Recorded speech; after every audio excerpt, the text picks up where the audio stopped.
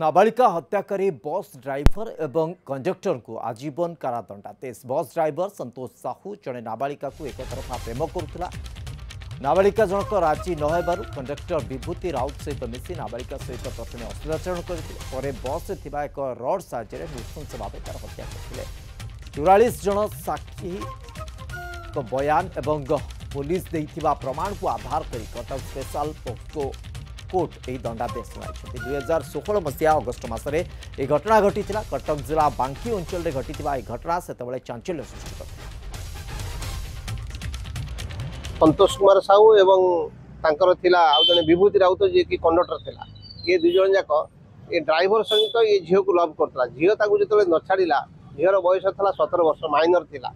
तेणु आमर स्पेशल जज पोस्को कोर्ट रे विचार चलता। विचार चला बेले प्रोसिक्यूशन तरफ 44 जन साक्षी देते एवं समस्त प्रमाण को आधार करी मान्यवर अदालत आज आजीवन कारादंड दंडित कर।